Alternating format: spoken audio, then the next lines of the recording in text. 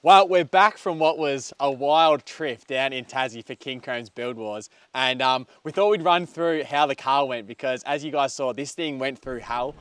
We really pushed it to its limits, but I'm glad to say it made it. It did. I guess we'll start off with bodywork. Yeah, the panel damage. One of the first things to get damaged on any four-wheel drive when it. you go out. Liam wrote the car off with this little rock to the door number here.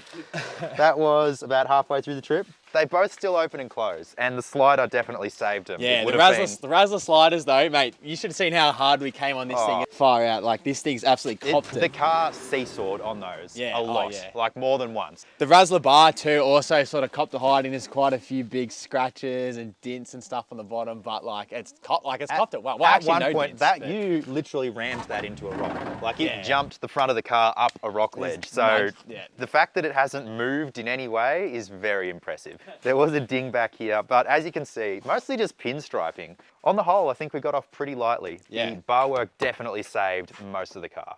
Now, as far as the car itself is concerned, I think we're both safe to say absolutely amazed with how this thing put up with everything. We, no doubt, flogged it, gave it an absolute hard time on the track, and it just managed to cop it for most of the trip. The only mechanical issues we had were a radiator full of mud, which I managed to hose out one morning. And pretty standard too. Exactly. An alternator full of mud. Funnily enough, from the same bog hole. Yeah, which we had a spare for already from Patrol Apart, so that worked out awesome, like a 20-minute swap. It was exactly. Easy. We did it, in the middle of the night? Some old servo? Yeah. Quick alternator swap, but as far as mechanical's concerned, that was the only real issues we had with the car. Yeah, and then in terms of how our mods did, obviously you saw we put a fair bit into this winch, which I think was worth its weight. This thing did really well, especially considering it was on 12 volt, it did really well. Also too, the tyres, now we made a bit of fuss on these, but these things I think were like worth having for what we were doing. These things and the front locker was what got us through a lot of those obstacles because they just absolutely chewed up the mud. Oh yeah, we filled the car with a bit of mud in the back. I forgot how bad that was.